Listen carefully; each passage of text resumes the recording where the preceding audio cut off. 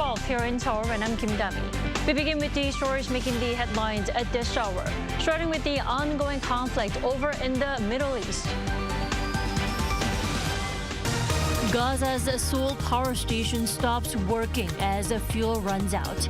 Israel denies illegal use of white phosphorus bombs in Gaza. The Biden administration is in active discussions with Israel and Egypt about securing a humanitarian safe passage corridor for Gaza civilians. This is on top of its efforts to approve additional funding for Ukraine and Israel. The USS Ronald Reagan aircraft carrier will arrive in South Korea's Busan city today in a show of force as the Seoul-Washington alliance marks its 70th anniversary this year. It's the second U.S. aircraft carrier to visit this year. Gaza's lone power plant has shut down as it ran out of fuel, following a complete blockade order from Israel. And tensions are intensifying in the region amid claims that Israel is illegally using white phosphorus in the armed conflict. Lee Seung-jae has more. Gaza is currently without electricity as its only power plant has now shut down after running out of fuel. The shutdown comes just 2 days after Israel ordered a complete blockade of Gaza, closing off access to electricity, food, fuel, and water in response to Hamas's surprise attack on Israel last weekend. According to the head of the Gaza Power Authority, people are using generators for electricity, but even the fuel needed for generators is running out. Hospitals have also been affected and are set to run out of fuel by Thursday. The blockade order also means the water supply has been cut off, resulting in a severe shortage of drinking water for some 610,000 people. According to a New York Times report citing anonymous officials from Lebanon's military, Israel has been using white phosphorus bombs in its offensive against Gaza, a claim that Israel denies.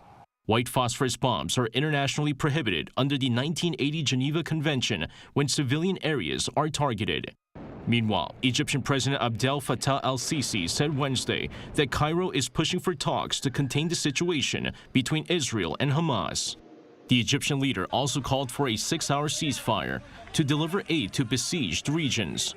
Meanwhile, the U.S. Navy's most advanced aircraft carrier and its strike group arrived in the eastern Mediterranean Sea on Tuesday in what Washington says is a move to deter any actor seeking to escalate the situation or widen this war. Following the deployment of the USS Gerald R. Ford carrier strike group, the U.S. is considering sending another aircraft carrier to the region, with U.S. defense officials hinting at the deployment of the USS Dwight D. Eisenhower to Mediterranean waters near Israel. Lee Seung-jae, Arirang News. Meanwhile, an ally of Israel, the U.S. is discussing ways to find a potential corridor for some Gaza civilians to flee the Strip. It's also looking to approve additional funding for Israel. Our Lee Si-hoo reports. The White House is having active discussions with Israel and Egypt to find a way for some civilians to leave Gaza through a potential corridor. Now, I know many of you have been asking about or expressing some interest in the idea of safe passage in Gaza for civilians. Let me just say right up front, we're actively discussing this with our Israeli and our Egyptian counterparts. The U.S. continues to support safe passage, Kirby highlighted during the White House briefing. We support safe passage for civilians. The civilians are not to blame for what Hamas has done. They didn't do anything wrong. I don't have an announcement to make today. I can't tell you a specific route or a corridor. I just want to make it clear that we are actively working on this with our Egyptian and our Israeli counterparts. The White House is also pushing for additional funding for Israel along with Ukraine and has been speaking with members of Congress. And it's critical, again, that we believe Congress sends a clear message to Putin, sends a clear message to the Israeli people that the United States continues to have their back.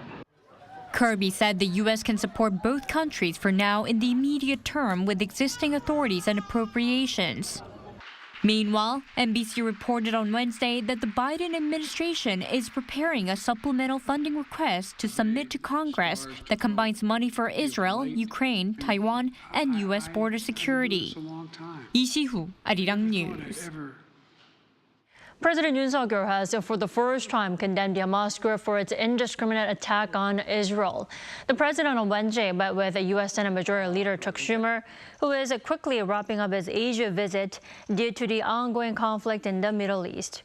Yoon's office says that the two leaders both condemned the attack by the Palestinian group and agreed that Seoul and Washington should play a constructive role in swiftly ending the crisis and finding stability. This comes after Yoon convened an emergency meeting to review the security and economic impact of the Israel-Hamas conflict. 이스라엘 하마스 사태가 전면적 양상으로 치닫고 있습니다. 이미 수천 명의 사상자가 발생했습니다.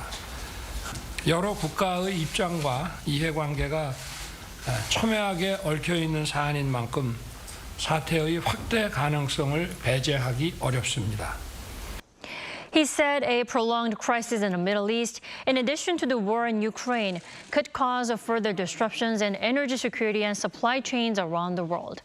The president reiterated the need to prepare for risks to the safety and livelihoods of South Korean nationals, calling on the government to monitor the situation thoroughly and take preemptive steps to minimize the fallout of the conflict.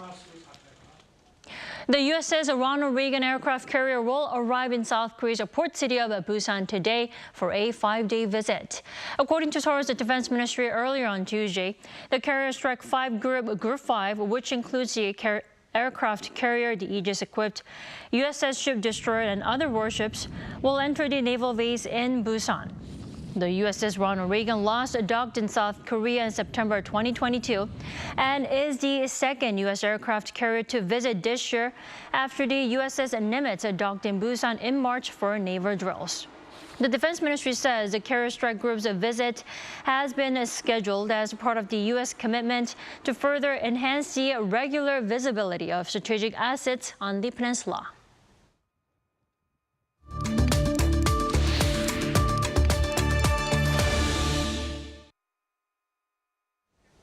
President Yoon is also flagging the economic risk of war in the Middle East, calling on related ministries to thoroughly ensure there is no harm or danger from an economic standpoint. For more, we are joined by Professor Shinseon this morning. Welcome. Good morning. Professor Shin, global uncertainties are stemming from the clash between the Israeli Defense Forces and Palestinian militant group Hamas. Now, Israel and Palestine are not oil-producing countries, but how might the conflict actually spike oil prices? Well, when the incident occurred October 7th, it struck everybody in the world because we were quite reminiscent about 1970s, oil shocks, global oil shock. But so far, after 5 days of the Hamas attack on Israel, the price of oil surprisingly come down very much. Initially, it went up about 4% from $83 per barrel to 87, but it come down to 83 yesterday. So far, the impact of Hamas attack on oil price seems to be very little. So the impact on the global oil prices is still quite limited so far. But what happens if the Strait of Hormuz actually gets shut down? Is that the worst case scenario for global economy? Oh, yeah. If, Iran is involved in the conflict, that means it's kind of a global conflict between Iranian community and the Western community. But I think that has a very little chance because Iran doesn't want, in my opinion, doesn't want the propagation of this kind of conflict, which has been decade-long conflict. So Iran does not want to be involved. And no country in the world, even the Russia or even North Korea, would not be interested in the propagation of the conflict. So I think the conflict between Hamas and Israel will be pretty much contained, and that contamination is the interest of the United States and the Western world. So I believe, the blockade of Hormuz Strait has a very little chance. Right. Let's leave that as the worst-case scenario so far. Now, how can this Israel-Hamas conflict then be a headache for, us, South Korea? What kind of impact or influence can we actually feel? Yeah, first, the oil price, initially it went about 4% right after the incident, but it came down to the pre-conflict level. So the oil price so far is not the issue. What about the financial market? Surprisingly, financial market has been very stable since the outbreak of the Israeli-Hamas conflict. So financially, it's okay. What about international trade? I think there isn't any significant effect upon international trade. So far, I would say that the incident, Hamas incident, has not had a significant effect upon Korea as well as on the global environment. So in terms of financial situations, it's not as bad as the Ukraine crisis, let's say. Now, then how will central banks across the globe follow up and actually manage the situation? Will there be, more interest hikes possibly? Let's start with the U.S. Yeah, the several Fed officials has mentioned the possibility of posing, rate hike, which has been expected at least once during this year. But as you're looking upon, the job statistics, inflation statistics, and the stock price, nothing has been significantly influenced by Hamas attacks. So I think there won't be any significant change in the course of policy of the Federal Reserve, which means that the Fed will raise the rate at least once during the end of, until the end of this year. Right, to tame that inflation still. Then do you think the same for South Korea? I mean, what kind of decision will Bank of Korea make next week? Well, so far already, the rate in Korea has been 2 percentage points lower than the United States, which means that Korea has the pressure to keep up with, American interest rates. So if U.S. raises the rate at least once this year, I think Korea has to follow up. So Korea's situation is a little different from the United States in the sense that the rate in Korea has been significantly lower than the United States, which means that we have a constant pressure to rate hike in terms of Korean monetary policy. Right, we're nearly a week into the war in the Middle East, but still maybe it could be prolonged, like the Ukraine crisis. Let's see how this unfolds. Thank you, Professor Shin, so much for your time this morning. You have a good day. My pleasure.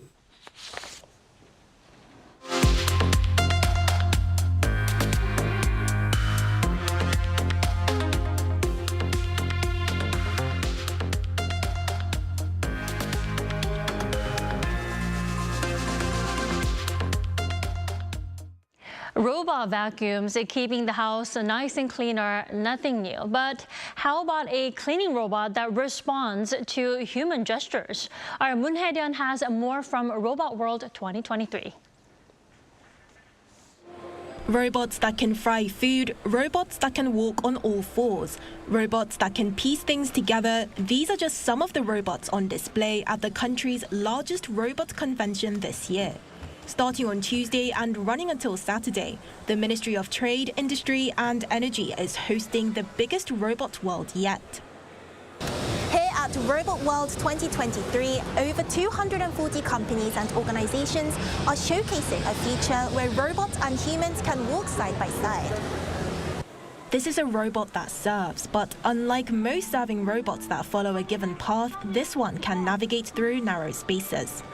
It can also avoid small objects on the floor, but its biggest development is the way it responds to human gestures. Raising a hand will register in its system through a camera sensor, prompting it to wheel over. This South Korean company also developed the first cleaning robot in the world that, instead of wheels, has a mop that swivels to move. This year, it's been upgraded so that it can pass over raised door sills into different rooms. But robots are now advancing beyond assisting humans in their daily lives.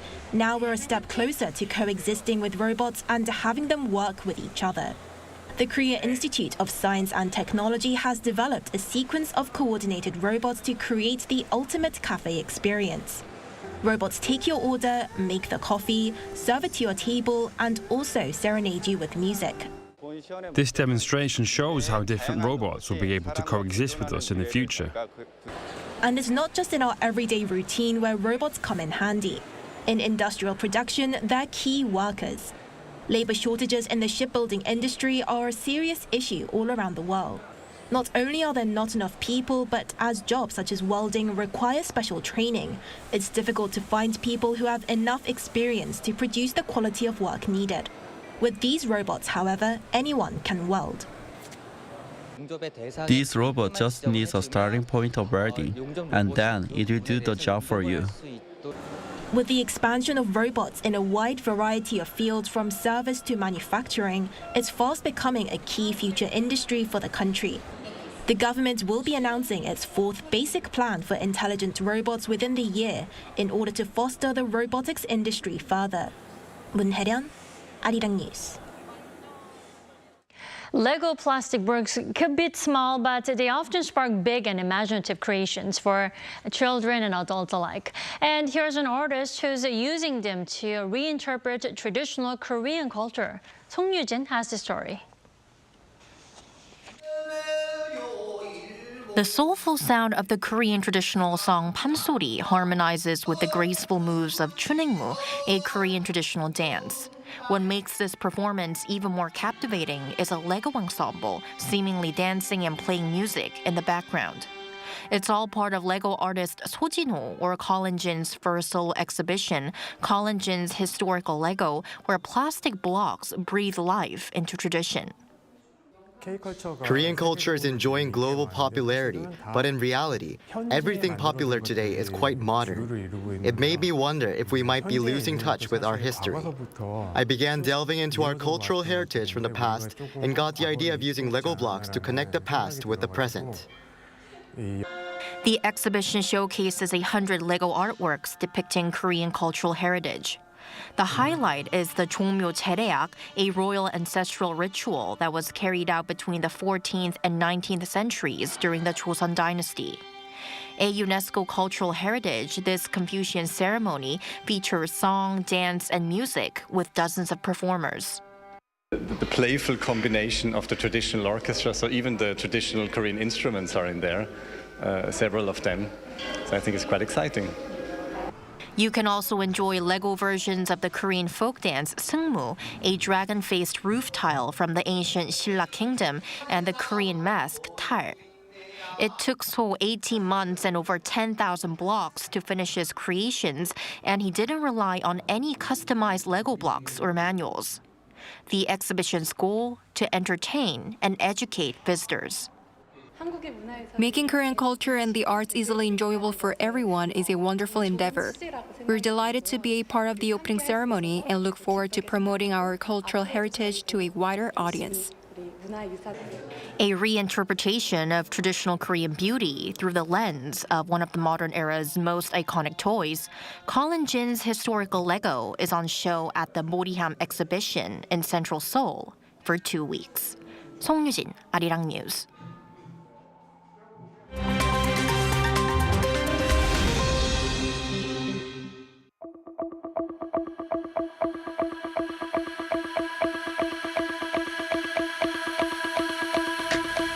Good morning, I'm Matthew Ashley, and we now turn over to stories from around the world. We begin with Australian-Chinese journalist Cheng Lei, who has been freed from Chinese detention after more than 3 years. According to Australian Prime Minister Anthony Albanese on Wednesday, Lei has been returned after being freed via a legal process. It comes as tense relations between Canberra and Beijing appear to be improving after reaching a peak during the pandemic. The 48-year-old was arrested in August 2020 and was accused of illegally supplying state secrets overseas. At the time, she was working as a business anchor for CGTN, China's state-run English-language TV station. Chinese authorities allege she admitted to using her position to gather sensitive information for a foreign organization. But much of her case was kept behind closed doors, prompting criticism that the detention may have been politically motivated. Now, NASA has for the very first time revealed an analysis of rock samples that were collected from an asteroid over 330 million kilometers away. According to the space agency on Wednesday, material taken from the Bennu asteroid around 3 years ago was rich in carbon and water-laden minerals. Now, the find backs up a long-held theory that asteroids such as Bennu may have played a vital role in delivering important elements to support life on Earth billions of years ago. The analysis comes after an initial 3-day study of just a small amount of the complete rock sample that was collected from the 4.5 billion-year-old asteroid. The material was scooped up by a specialized spacecraft in October 2020. It then took a 3-year journey back to Earth. In the United States, scores for high school students taking the American college test have dropped to their lowest level in more than 3 decades. This is according to the latest figures released on Wednesday by ACT Inc., the non-profit that gives the test. It said that the average ACT composite score was 19.5 out of 36, down 0.3 points from last year. Although college admission test scores have been falling for 6 years, the drop accelerated during the COVID-19 pandemic. The results mean that new high school graduates may not be ready for college-level coursework. The organization says that average scores in reading, science and math were below the required standards needed to ensure a successful first year in college. And finally, Jada Pinkett Smith has revealed that she and her husband Will Smith have been separated for 7 years. The reveal on Wednesday came in a clip of an upcoming interview on NBC News Primetime. Pinkett Smith said that she had not said anything to the public as they had not been ready to disclose their separation. She added that they are still figuring out, quote, how to be in partnership and that they are not legally divorced. The couple, now both in their 50s, have been married since 1997.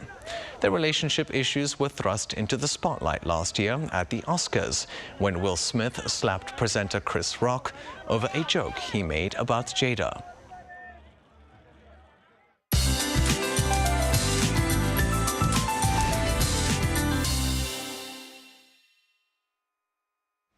Good morning. A pleasant autumnal feel continues across much of Korea under sunny skies. The temperature range in the capital will be similar to Wednesday, hovering around the norms. Now we'll have large temperature differences between day and night again. Mountainous regions in Gangwon-do could see frost on the ground in the morning. And Chuncheon in Gangwon-do has been waking up to single-digit morning temperatures for a few days now, but there will be a rapid rise in temperatures heading into the 20s this afternoon. Afternoon highs will be similar to yesterday in most places, hovering in the low 20s with decent air quality. So another fine day to get outside in the afternoon, even for a short stroll. Despite plenty of sunshine, UV rays will not be strong. As much as we wish the weather pattern to stay this stunning, there will be a cool down from next week as the hiking season approaches. That's Korea for you, and here's a look at the international weather conditions.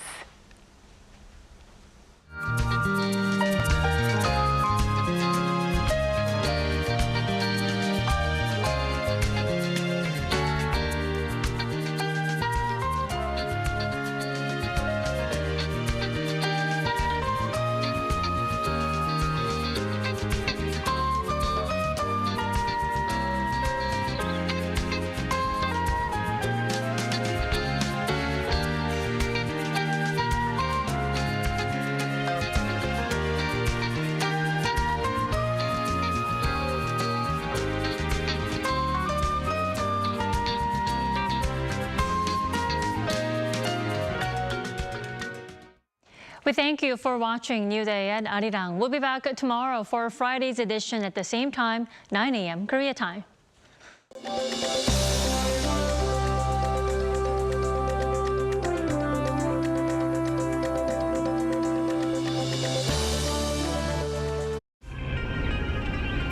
오면 먹어야죠.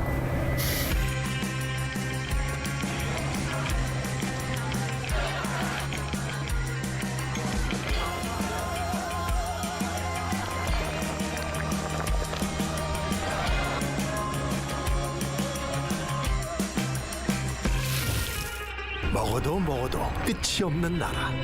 감당할 수 있겠니? 웰컴.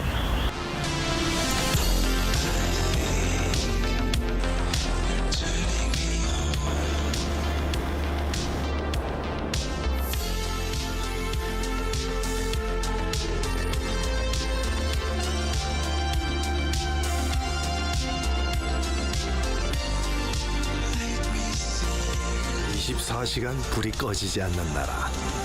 감당할 수 있겠니? 하나, 둘, 셋. Hey, Mr. Cupid, who's wrong? Make sure you listen to what I say. I may be stupid or quite naive.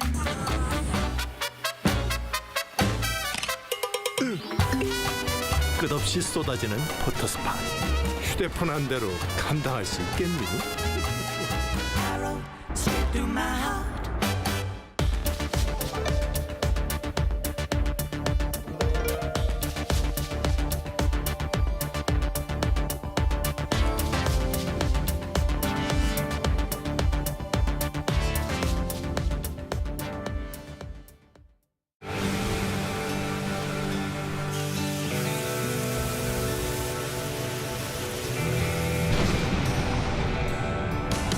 Busan, Korea is already reaching the entire world, like ocean waves that travel far and wide.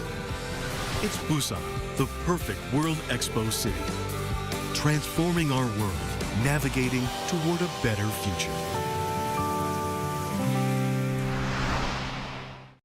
Is there any city that comes up in your mind when I say this title? Busan. Exactly, yeah.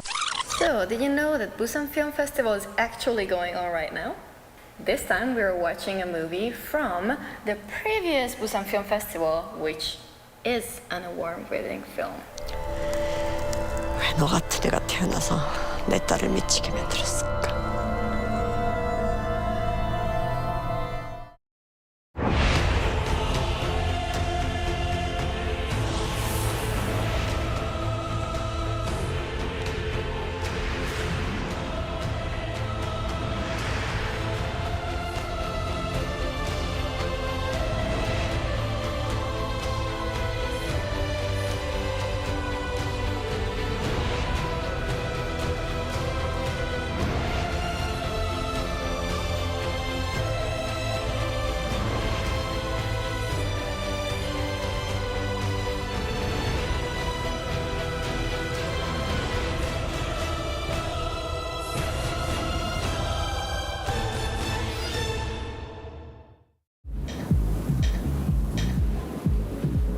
웰컴.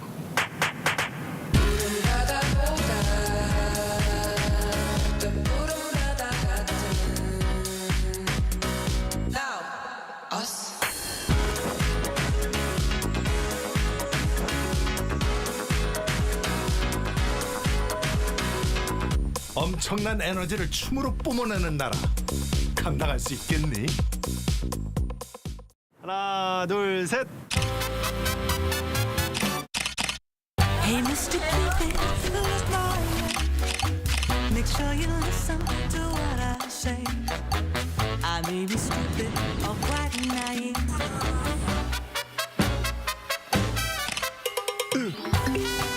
끝없이 쏟아지는 포토스팟.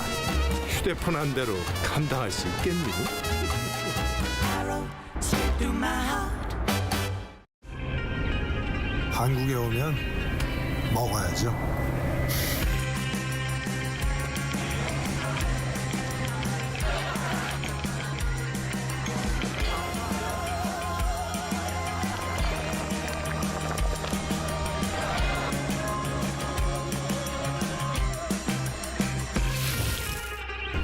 먹어도 끝이 없는 나라.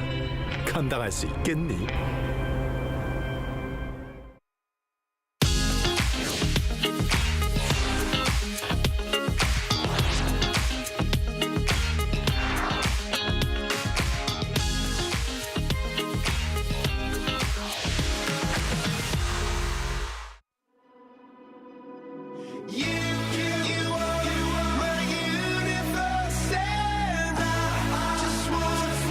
We're here to make a new type of news.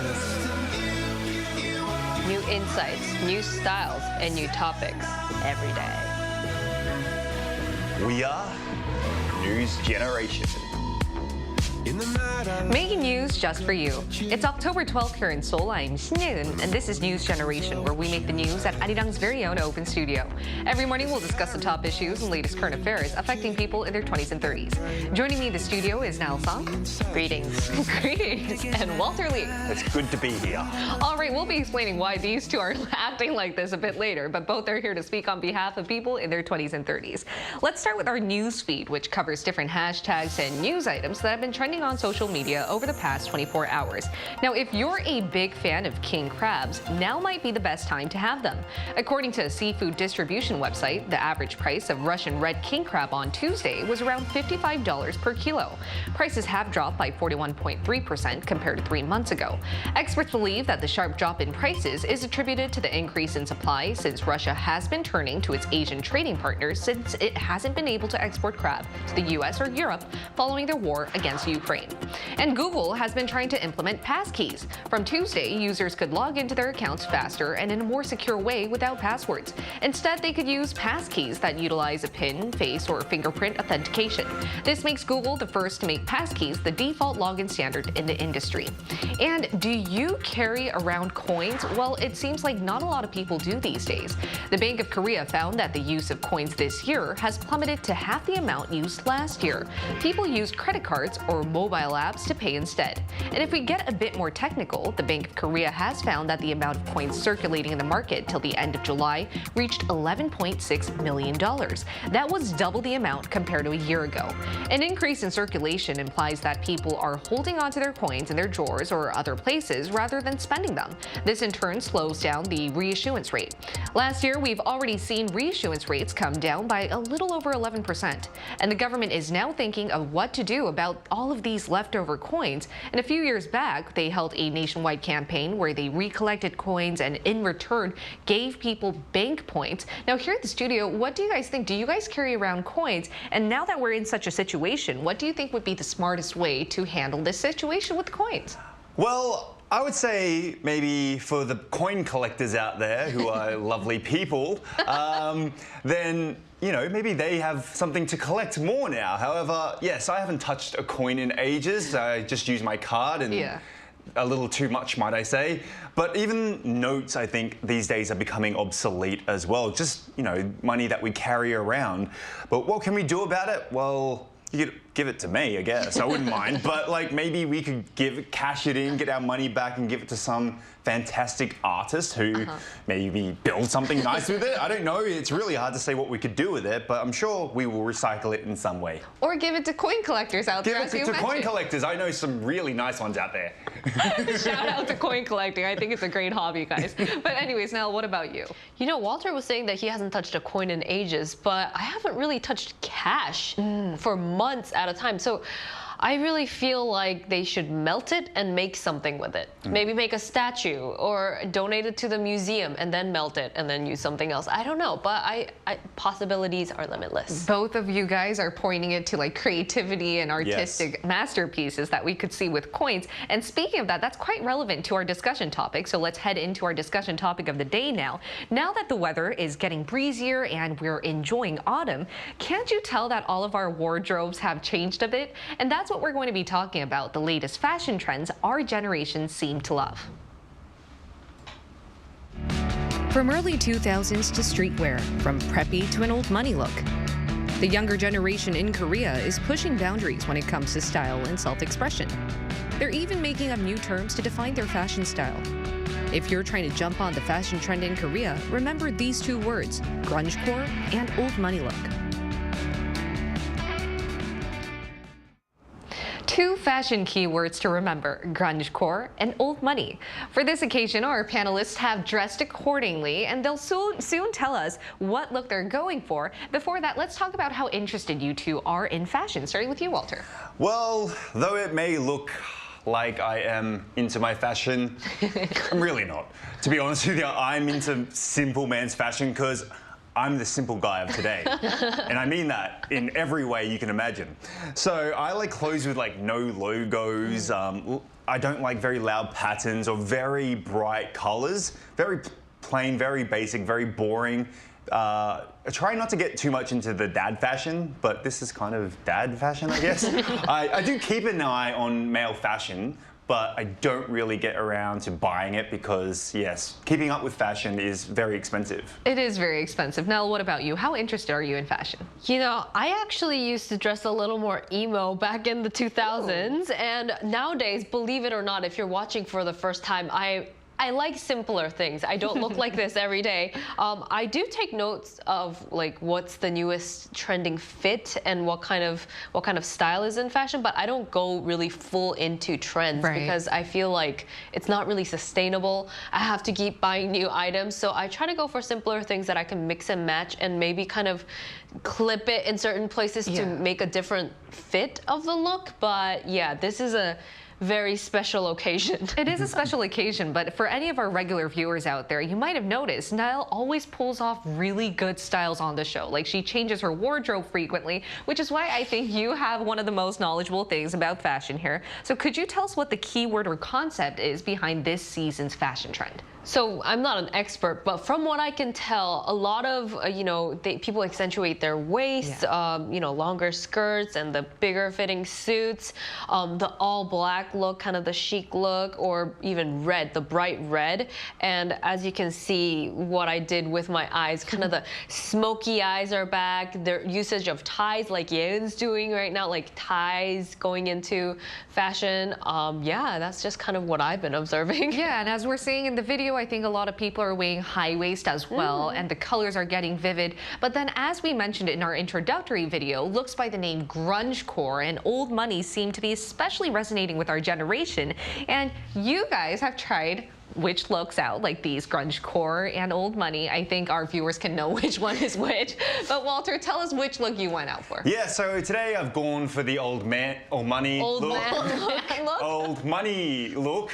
It's a bit old man as well. I would say the cheap version of the old money style, as like usually those people keep up to date with what, and as you can see, that lovely man in the picture there has gone for a very Ralph Lauren look. Anyway, it's a combination of luxury and rustic. I was saying before that I'm really not a fan of this style, to be honest with you, but I have all the clothes to create the style, which is saying a lot about me. But all you need for this beautiful attire, if you would like to look as silly as I do, is a nice button-up shirt, a pair of slacks, a sweater that you're not going to wear because you decided to put it around your neck and it doesn't help. But there are many variations like polo shirts as well, jackets, sweaters, etc.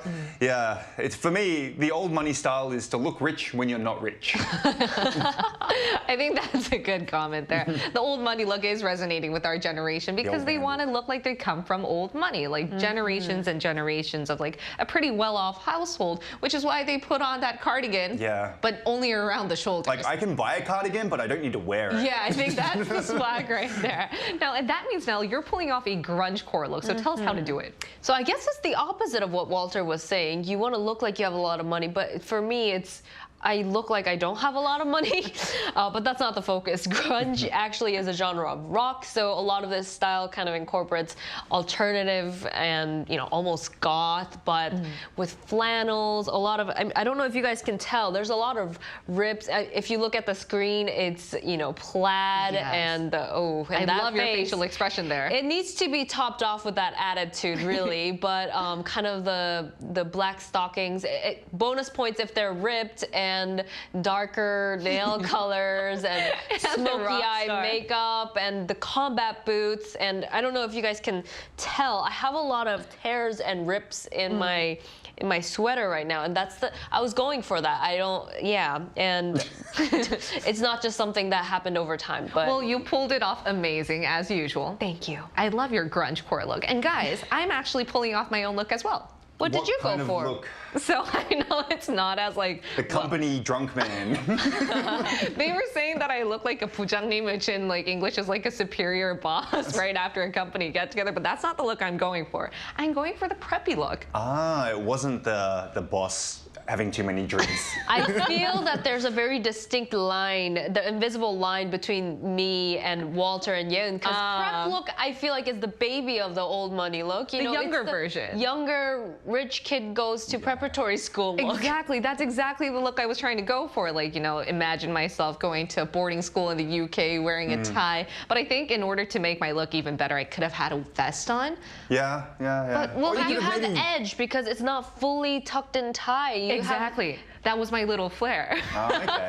But see, all the three of us here in the studio, we're trying to show you guys what the trending fashion trends are. But to find out more about how these looks started trending and whether we're actually pulling it off well, we're going to include a fashion expert in our talks right after this.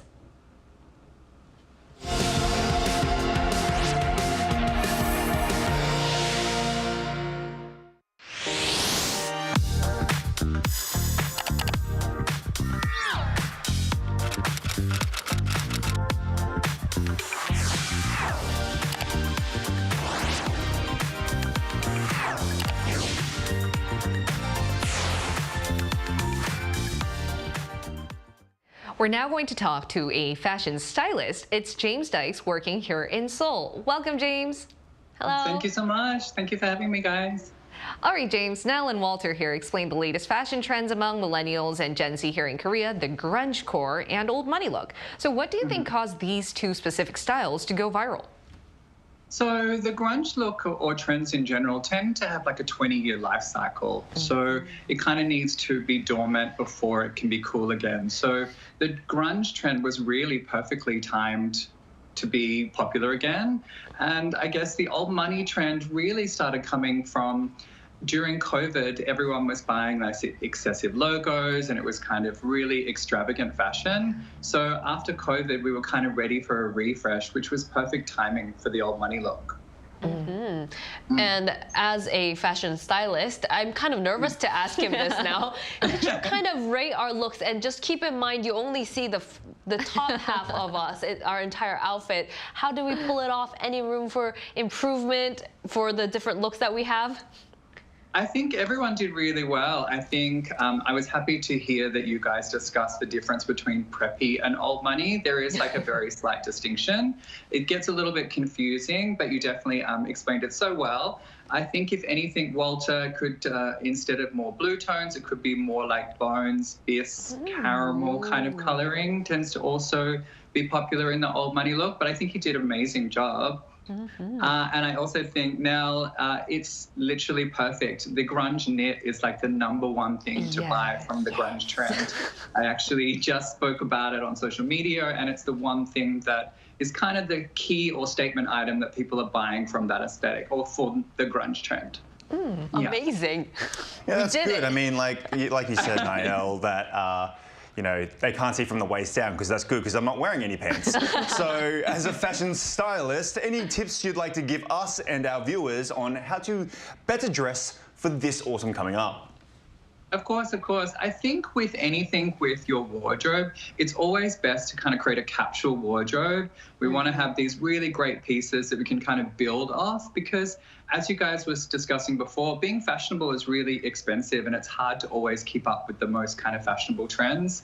But I would always say if you can have like a core kind of capsule wardrobe that's kind of a great coat, a really good black knit, simple black suiting trousers for both male and female, and then like a classic boot for a guy or a brogue for a girl, you really have that core kind of wardrobe essentials. And from there, you can kind of have a little bit more fun and maybe buy like that red jumper or something that's a little bit more fashionable that you kind of got the bases covered and you'll be always stylish this way. Yes, we'll try that out. And James, I have one last question for you. You're a fashion stylist, right? So what does fashion mean to you, and why do you think our generation is trying to be really creative about it? Fashion means to me a way of experimenting and having kind of your own personal identity and how people perceive you. It's kind of a fun way to put that out into the world. And I think that now at the moment, it's kind of with TikTok and social media, everything is kind of accelerated. So fashion is in like this warp speed. So I think everyone is intrigued by the pace and like how much fun they can have with it, I think is the biggest thing. I think that really sums up what our generation is made of. We really like experimenting. Self-expression can come in many forms, whether it be old money look right there, or grungecore look, or preppy look. Thank you so much, James. It was a pleasure talking to you today. Thank you so much for having me. Thank you. Bye, guys. Bye. Now we're going to ask our viewers if they also follow trends, especially like fashion trends. And here's what 3 of them had to say. Take a look at the screen to find out. Let's start with Jamuo. Jamuo said, fashion fades, only style remains the same. And that's a quote by Coco Chanel. Waldo Isware said, I do buy clothes regularly, but I go for what I like, not what's in style. Hannah Hirano said, with a keen eye for fashion, I update my walk-in closet seasonally with a few new pieces that are true to my personal aesthetic. I'm a fashionista. Awesome. So all of our 3 viewers seem to be quite interested in fashion. And before I let you 2 guys go, I think I would like to talk about trends now. Fashion trends seem to come and go. I recall when I look at my mom's wardrobe, there's so many cute outfits that she used to wear as a college student that seems to be now trending. Well, for me, none of my dad's clothes were cool because he would just have like, you know, work outfits and just old T-shirts. So I couldn't really take anything from his, you know, his wardrobe. I mean, maybe my mum has some good like blouses that a man could wear, but to be honest with you, I'm also a lot larger than they are. So you're very lucky to have the option of wearing what your mother can, you know, can wear. But I know that one of our other panelists as well, she's an older, her mother, sorry, is an older model. And so they have New Grey, I believe it's called here in Korea.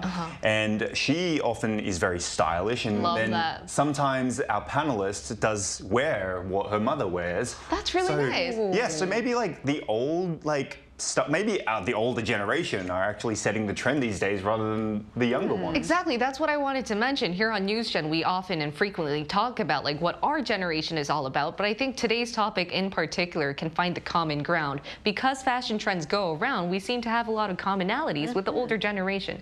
Do you think fashion trends come and go? I mean, absolutely, but what was so interesting was that James was talking about how they have a lifespan, and you know how we talk about it comes back every 10 years, but he was talking about the grunge core look and how the lifespan, it was like 20 years, so it was about time.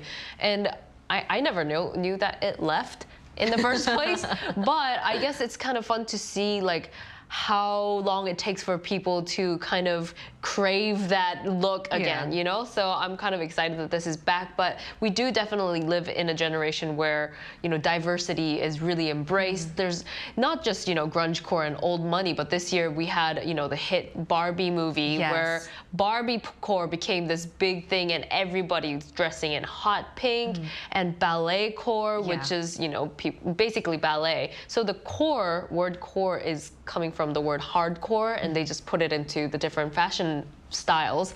And so I love seeing so many different styles in the streets. So that basically means you can wear that when you're 50. Yeah, exactly. Yeah, so just don't throw it away. Don't throw away those clothes. Don't be one of those, what do when they I'm call 50, You have it in your hand and it doesn't bring joy to you, then you should throw it away. Just leave it for another 20 years. Yeah, exactly. And I would like to take note of how the Korean streets these days, they seem to be filled with fashionistas. Like you mentioned that there's so many different looks trending, and it must be in other parts of the world as well. But whenever I talk to my foreigner friends, they're like, Koreans are so stylish. They seem to be very keen on fashion trends. That's actually a very good point, because when I lived in Australia, my style was very thin singlet tops and very short shorts and flip-flops. Are you serious? I am 100% serious. But I think that also has to do with the seasons, because South Korea has like 4 distinct seasons. That's why we can have more fun with like our attire. Australia does as well, but we still wear flip-flops in the winter. I mean, we just wear socks with them. That's how stylish we are as a people. Like, I'm serious. That's something that we used to do and probably still do, because we're not stylish. No. Though our fashion stylist was from Australia. Exactly. So, you know, but for me, my style completely changed from when I went from Australia to Korea because, yes, everyone was very interested in their looks. Everyone wanted to look presentable. Most people, anyway. But in Australia, man, you're lucky to see people with shirts on sometimes. But that's a really good point. I think the socio-cultural background that we're from really requires us to be fully like dressed and ready to look presentable out on the streets. I think that's why a lot of people, especially foreigners, once they come in Korea, they ask, where are people always finding these good clothes and how are they looking so nice? But I want to talk about Walter's side of how Australians dress. There's something that's Australians that's very in trend. What is it? Starting last fall and winter are Ugg boots. They also came back. I guess Walter doesn't like them. Well, that's the thing. When I was in Australia, this is a long way, this is 10 years ago now, Ugg boots were things that you wore inside, but then when I came to Korea, they were like outside shoes, so I was like, what's happening there? But they're so warm, and I mean, it's supposed to be kind of ugly and kind of chunky, but I love them because they keep my feet warm, and there's so many different varieties of them. I just got a new one. I'm ready for winter. That's nice. Yeah, and so it's kind of something that came back almost in 10 years as well, because they were really popular when I was in high school, and then now here we are again. Yeah, and we're mentioning how season can play a big factor in like different fashion trends, but one other factor I'd like to pinpoint is economic situation. As James mentioned, I think when we're in economic recession, people try to go for big logos. They go for that extravagant designs out there. But once inflation tames down and we're seeing living costs come down a little bit more, people are trying to be more neutral about it. They don't like the big logos, and it's actually proven. Do you guys find it fascinating that economy plays a big part? Absolutely, and I mean, you can see that throughout history as well. When you kind of see 100 years of fashion from 1900s all the way to 2000s, you know, we had many wars and tragic wars, and from the really extravagant fashion to really simplified for women, especially just kind of cut simple skirts along the time we had the world wars, and I think, you know, that's kind of what inspired a lot of the modern look these days as well. Definitely. And yes, the kind of the long skirts with the tight waist, that's also coming back this year, and that's inspired from back in the day when there was the economic recession. Exactly. It's quite interesting to find out different factors do impact our fashion, though we don't really think about it in too depth because it's so daily. But before I end off, why don't we share a few tips of our own on how to better dress for this autumn, starting with you now. You know, I think what I was mentioning earlier about sustainability, and we talk about this, about the environment, is in applying what James said. You need the really good quality basic wardrobe, just a white shirt, black shirt, and maybe beige pants, black pants, and then you kind of start incorporating other kind of point items on top of that, and I feel like it's a little more manageable than spending just continuous amounts of money over and over. Not only is it good for like your money, but also for the environment. We mentioned that as well. We're buying way too much if we're trying to keep on trend, but having that like set wardrobe might be a way. What about you, Walter? Well, again, I'm a simple man and only buy the, you know, very basic clothes. Like I have like 5 white shirts. Who needs 5 white shirts? Exactly. Turns out me. But like for me, autumn is hoodie season, and I'm a big hoodie fan. Yes. So I got my no logo hoodies ready. The oversize is also something that is now in fashion as well. Yeah. When I was a bit younger, it was like kind of just fitted, or so it was, remember like skinny jeans? I have too many pairs of skinny jeans that I never can wear anymore. That sucks. But I'm hoping that, you know, parachute pants come back soon. So yeah. Wow. Well, Walter, that brings me to my own personal tip. I think it's best not to throw out your clothes because A, it's bad for the environment, but B, trends come and go. So that would not only save your money, but also the environment. And here's all of our fashion tips for this autumn. Hope that it sticks to your heart today. And we'll be here every day from 9:30 to 10 a.m. Korea time, bringing you more topics young people are talking about. Special thanks to Nal Song. No problem. And Walter Lee. See you next time. All right, and thank you everyone for watching. We'll see you tomorrow. We are News Generation.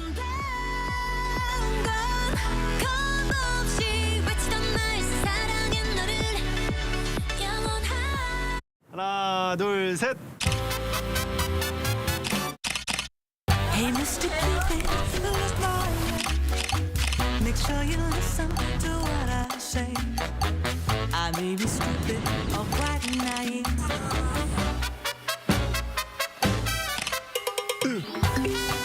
끝없이 쏟아지는 포토스팟. 휴대폰 한 대로